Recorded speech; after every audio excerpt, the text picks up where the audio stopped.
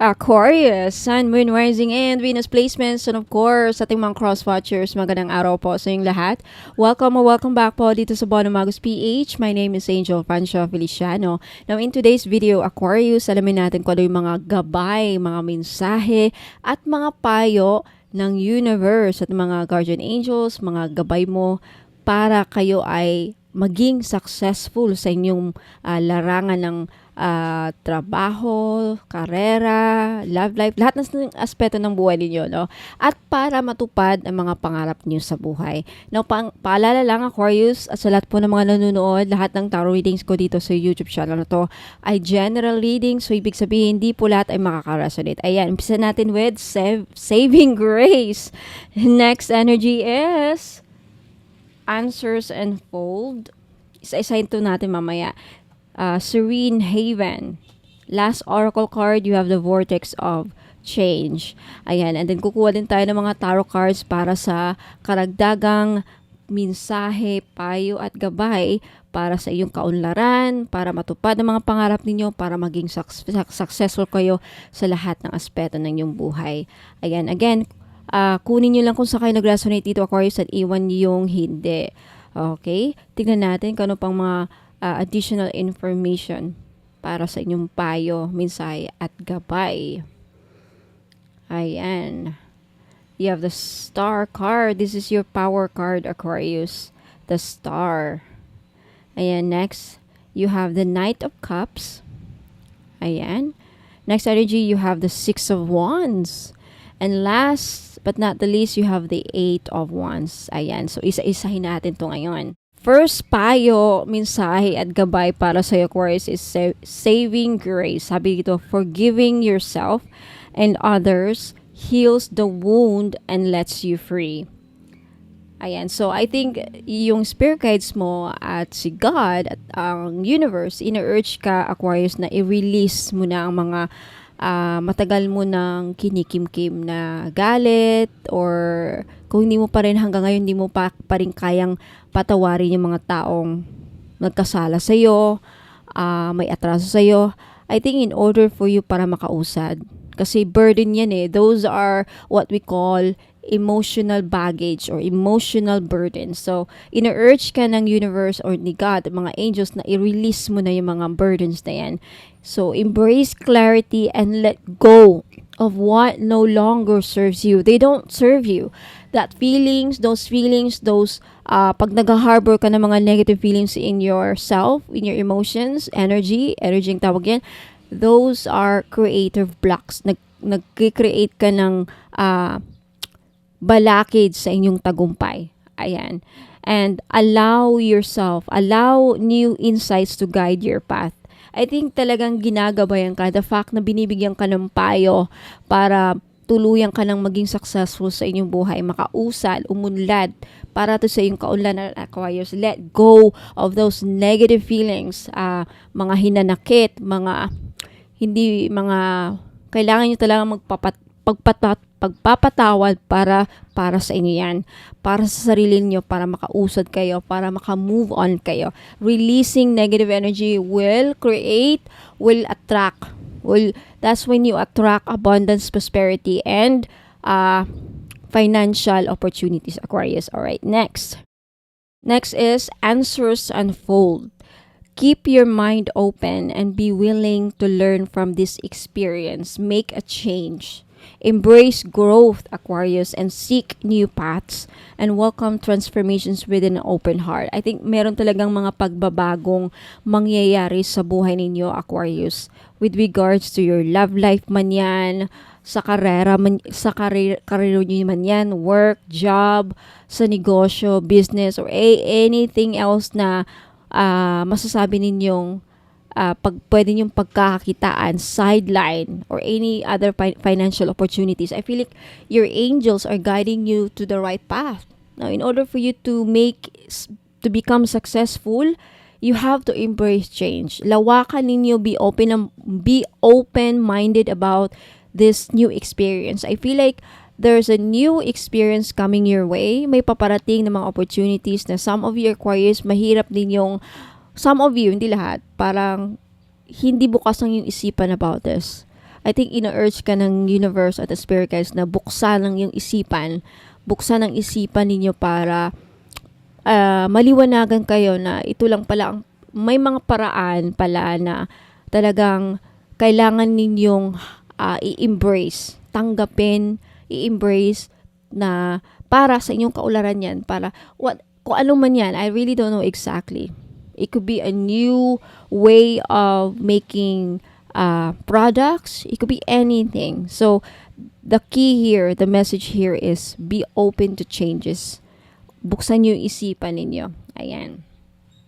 And I feel like some of you Aquarius, the reason why lumabas ito sa barahan nito is because some of you are hirap mapagsabihan. Yeah, ayaw mapagsabihan, hindi tumatanggap ng advice. I feel like if you look at the message here, it's your mind kasi some of you are close-minded. Sad to say. Some of you are hindi kayo nakikinig ng opinion sa iba.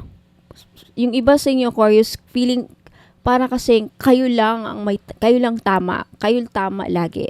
Yung idea nyo lang ang magaling. Yung idea nyo lang ang tama. I feel like your spirit guides is urging you to listen to other people's advice, listen to other people's ideas. And may mga ideas siguro mga kapatid mo, ka-workmates mo, even your parents, but then parang ikaw, ayoko yan. Hindi, ito yung tama. Sa akin yung tama. Yung idea ko ang tama. Yung way of thinking ko ang tama. Yung pamamaraan ko ang tama. There's something wrong about that na hindi sa lahat ng pagkakataon, Aquarius, tayo ay tama. Tama tayo sa ating paningin because some people can see it and whether we like it or not, there are mga tao talaga na mas ahead pa sa atin na silang mas nakakaalam kasi, I don't know, maybe because of their experiences, maybe because they're older than us, maybe because napagdaanan din nila yan. They know. And some of us Aquarius, I admit sometimes ako din, di rin ako tumatanggap kasi ng ibang opinion eh. I think that's the reason why ito yung tinutulungan ka ng spirit guides natin na para umusad ka. Para din to sa inyong sa ikabubuti mo Aquarius. Yun nga, para matupad, para maging successful ka. Be open-minded about what other people are saying. Be open-minded about i-consider ninyo yung mga iba't ibang idea ng mga pumapas. I mean, iba't ibang idea ng galing sa iba't ibang tao. Kaibigan man yan, teacher man yan, boss mo man yan, parents mo man yan, kapatid mo man yan, o even anak mo. Ayan, be open-minded. There's something you have to be open-minded about it and consider it. Ayan. Who knows, baka yan lang talaga, yan ang susi para ikaw ay maging successful kaya ka ginagabayan dito.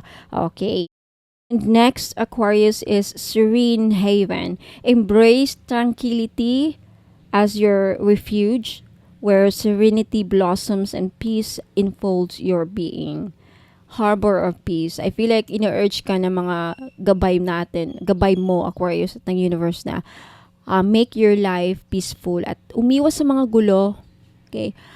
Find peace, magkaroon ng peace of mind, find serene refuge in a peaceful embrace of a gentle harbor, allowing tranquility to still your water. So, I think the message here is iwasang makipag-away, Aquarius, and I think mabuhay ng mapayapa. Mabuhay ng mapayapa. I think the reason is wag kang ma-distract sa mga issues, wag kang makisali sa mga gulo. As much as possible, umiwas ka sa mga away at gulo para hindi ka madamay sa mga kung ano man mga problema or kaguluhan na pati ikaw madadamay, masasangkot. Wala na. Mabablock ka na sa mga plano mo. Wala na yung imbis na tuloy ka sa yung daanan, tuloy ka sa journey mo na papunta sa inyong success, papunta sa mga goals ninyo, financial, personal man yan, or anything. Wala. Nasali ka gulo. So, magkakaroon ng delay yan sa iyong success. Ayan. Next energy. Vortex of change. Engage with the vortex of change where energies swirl in transformative dances, molding anew. I think the message here is kailangan mo mag-adapt to changes talaga. Aquarius, there's a lot of changes happening in your life. especially now that Pluto is in your house. Pluto is transiting in your house. First house, a lot of you Aquarius, mag-iiba yung personality because your first house is Aquarius. That's your personality. That's your way of thinking. That's who you are. A lot of you Aquarius, I know a lot naramdaman nyo yun ngayon nung December pa, November pa, I think last year pa. And then ngayon mas grabe. Sobrang apekto sa'yo. So, embrace these changes kasi marami pang darating na mga changes because this Pluto transit in Aquarius will stay for another 19, 20 years. 19 or 20 years. See? Ang tagal pa. So, ibig sabihin, you're going through, and these are good changes. These are good changes, not bad. Okay? So, ayan. But, overall, this is saying na, itong sinasabi ng mga gamay mo na, embrace the change, tanggapin mo, yakapin mo mga pagbabagong mangyayari sa buhay mo because marami talagang mangyayaring pagbabago sa trabaho. If there are some changes na nangyari sa trabaho, na walang ka ng trabaho, na-transfer ka, embrace it, accept it because it's meant to happen. There's a reason why it's happening. Kung ano mo mga pagbabago na kailangang mangyari sa buhay mo, gawin mo, tanggapin mo, at yun na nga, yakapin mo kasi yan ang makakatulong para umunlad kayo Aquarius. Yan lang naman talaga ang purpose, para kayo ay umunlad at para matupad ang mga pangarap mo. So, embrace change. Okay, punta na tayo sa tarot cards. First tarot card is the Star. Aquarius, this is your power card. This is you. I feel like a lot of you Aquarius in the past or recent past, in the past few weeks, even years before, recently in a few months or maybe last year or few years ago, nawalan kayo ng pag-asa. Slight lang. Yung iba sa inyo nawala ng gana, na-depress. Yung iba naman sa inyo dumaan sa sakit, malubhang sakit, nagkasakit, na-trauma, bumaba ang self-esteem for some reason. Maybe some of you cause nun is traumatic experiences sa relationship or anything. There's something about nawalan kayo ng gana sa buhay. And I feel like the message here is baguhin nyo ang mindset ninyo, and the message here is may pag-asa sa buhay mo. There is still hope. Your wish, may malaking posibilidad pa. There's a big chance na matutupad ang mga pangarap mo at makakaya mong abutin ang mga pangarap at dreams mo Aquarius. And the fact that the Star is here, you will achieve meron kang ma-achieve na wish fulfillment, renewal, healing. Ayan, talaga. And also, the advice here is Aquarius, is keep your thoughts positive. I think some of you, minsan napupunta kayo sa kadiliman at nakakaisip kayo ng hindi maganda about sa sarili, about sa sitwasyon nyo, even about sa future nyo. I think the message here is look at the silver lining. Never, wag kayong mawalan ng pag-asa. Yun lang talaga. Wag kayong mawalan ng pag-asa. Liliwanag din ang inyong buhay, makakaahon ka rin Aquarius. That's the message. Next tarot card is the Knight of Cups. Again, this is offer. Job offer, business proposal. I think makakatanggap kayo ng mga proposals or invitations or offers Aquarius. And I think the universe talaga is inuusig ka na buksan ang iyong isipan, be open-minded about it, i-consider ninyo. I-consider, and at the same time, be careful. I think the reason why is because the universe or your spirit guide doesn't want you to miss these opportunities.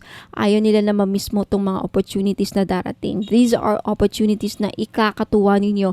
The fact that it's Cups, the Knight of Cups, may mission ang universe na bigyan ka ng mga magagandang opportunity para umunlad, para maging maganda ang takbo ng buhay nyo, para maging successful kayo. Na it's up to you to accept it, to embrace it, or be open-minded about it, or i-ignore. Nasa sa inyo yan, okay? Next tarot card. Okay, there's no doubt, Aquarius, with the Six of Wands, that you will achieve success. You will be successful. And some of you talagang, you will achieve victory, success, and you will win.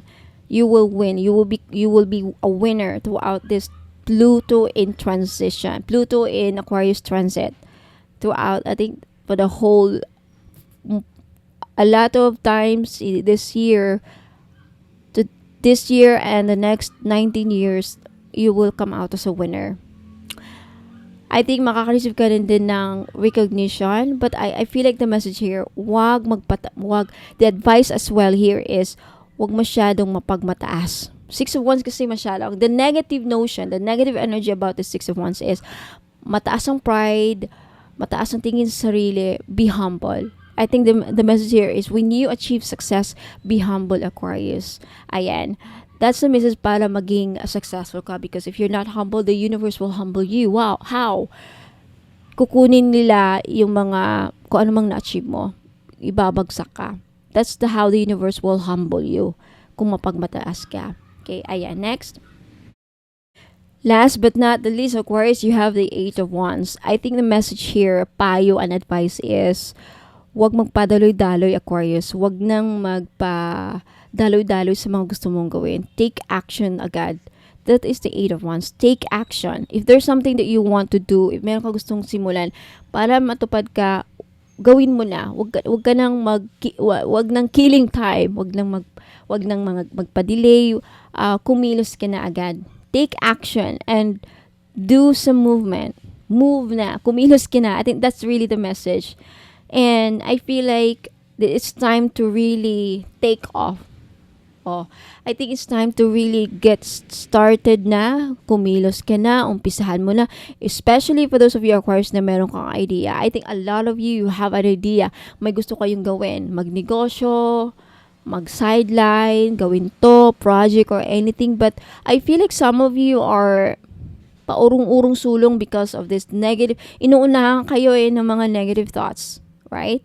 So, Aquarius, Sun, Moon, Rising, and Venus placement, yan po ang mga mensahe, gabay, at payo para sa ikauunlad ng iyong buhay para matagumpay kayo, maging successful kayo, at especially matupad ang mga pangarap niyo sa buhay. Ayan. Kung nag-resonate sa inyo, Aquarius, let me know in the comments. If you enjoyed watching this, kung nagustuhan niyo, like this video. And if you want to claim this reading, also, you can do that by leaving a comment down below. Mag-leave lang kayo ng comment. Now, for those of you Aquarius interesadong sumali, mag-join sa mga libreng pahula, mag-subscribe lang kayo dito sa Facebook page, sa YouTube channel ko, Bono Magos PH. You can also do so sa Facebook page. Now, for those of you Aquarius interesadong makita, malaman yung mga binibenta ko, see my products, saan matatagpuan, saan mahanap, paano makabili, don't go away, I'll be right back because magbibigay ako ng instructions on how to place an order. Aquarius, sa lahat po ng mga nanonood, maraming salamat and I hope to see you again next time. Ingat po and God bless. Hello! Ayan, so mga interesado pong makita yung mga produkto ko. Ayan. Lahat po ay nakalista or all of my products are listed on my website. So, paano po mahanap ang aking website? You just type here, kunyari, ito yung phone mo. If you are using Google, ayan, i-type nyo lang sa search bar, ayan, type nyo lang yung www.bonommagos.com and then click search. Okay, lalabas po yan. First, you have to accept all. Click the accept all cookies. Ayan. So, dito nyo makikita yung mga produkto ko. Ito yung unang bubungan sa inyo sa website. Nakikita nyo yung dalawang linya dyan sa taas. I-click nyo yan para makita nyo yung navigation pages. Yung navigation ng mga menu or pages. Dyan, nandyan yung home page. Okay, makikita nyo dito yung home page, yung biography ko, yung tarot services and more. Andyan yung prayers, bracelets, and amulets. Yung 18K gold-plated crystal necklace, yung crystal bracelet for men and women, yung mga oils, candle, sage and bath, eye amulet. So, andyan din po yung aking Facebook page link. I-click nyo lang ito. Kunyari, gusto nyong makilala ako. So, punta kayo sa biography. Click nyo yung biography na yan. Automatic, may ibang lalabas na isang page. So, andyan. Basahin nyo lang yan. Makikita nyo yung aking educational background, yung mga courses na tinake ko. Ayan, hindi ko pa nalagay yung certificates ko dyan. Soon, I will also include here, ilalagay ko din dito yung mga certificates ko. Okay? Ayan. So, medyo mahaba-haba yan. Punta na naman tayo sa Tarot Services and More. I-click nyo lang yan. Okay, lalabas dyan, i-explain kung bakit 15K yung all-in-one spiritual package tarot services ko. Andyan yung description. Basahin nyo lang dyan kung bakit 15K. And for those of you who are interested sa spell jars, andito rin. Ayan. Mag-message lang kayo sa akin sa Facebook page. Okay? Now, to make sure na ako pong na-follow nyo sa Facebook page at hindi yung mga scammers, andito po yung link. I-click nyo lang yung Facebook page. Ayan, i-click nyo. Lalabas po yung Facebook page ko. Okay? Next, punta tayo sa Evil Eye Amulets. Okay. Andito yung description, ano yung mga Evil Eye Amulets, para saan, anong benefits. So, andyan nakasulat. Now, if gusto nyo ng bracelet, ito yung pyrite.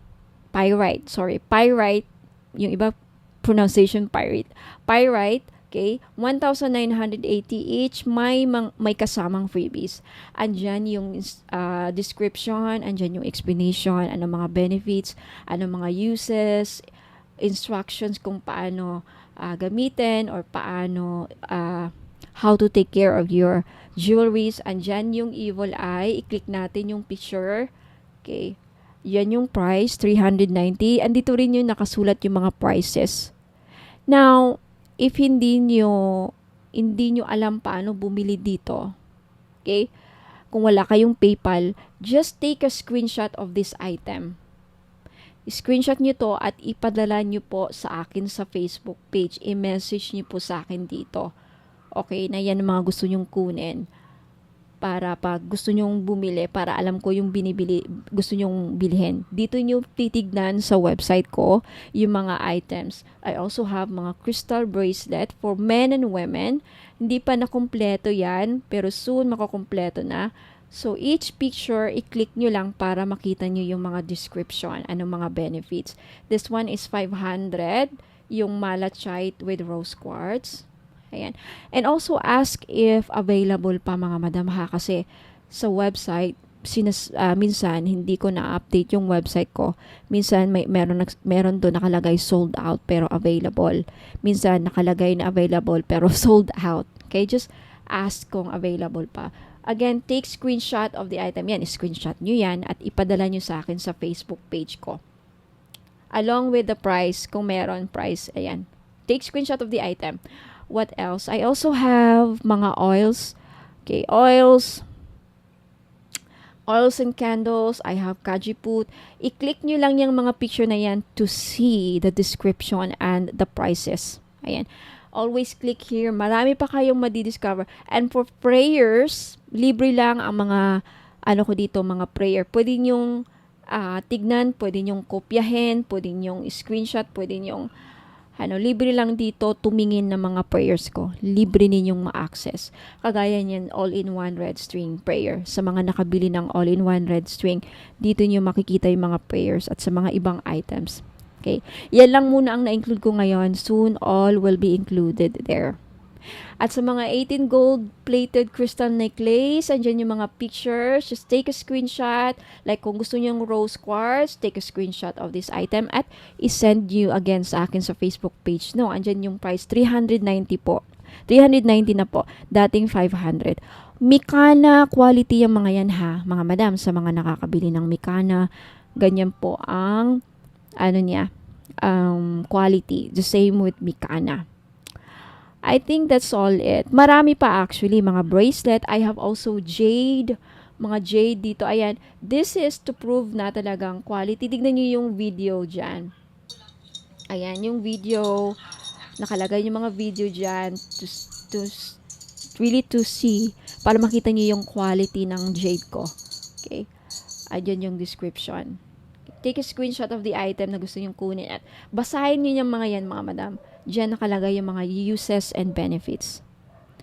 Ayan, yan yung all-in-one bread string. And ito yung ruyi. Okay, marami pa akong i-include dito. Wala lang akong time. And that's it. Okay? So, ayan yung Facebook page. Isend nyo lang sa akin dito sa Facebook page ko. Bono Magis, yung mga screenshot ninyo, mga item na gusto nyong bilhin. So, Ayan po ang instruction kung paano maka-order. Wala pong COD, mga madam, ha? And by the way, okay, for more information, please also don't forget to read the frequently asked questions. Andito na lahat yung mga posible ninyong katanungan sa akin. Bakit walang COD? Kailan marireceive? Ano yung mga ritual? Lahat na dito yung mga questions, possible questions, mga frequently asked questions, mga laging tinatanong ng mga customer ko. Andito, basahin niyo para baka same din kayo ng katanungan. Dito na yung mga sagot. Okay? Sa frequently asked questions. So that's it, mga madam. Maraming salamat, mga madam and sir. Thank you so much for listening for the instructions on how to place an order. Ingat po and God bless.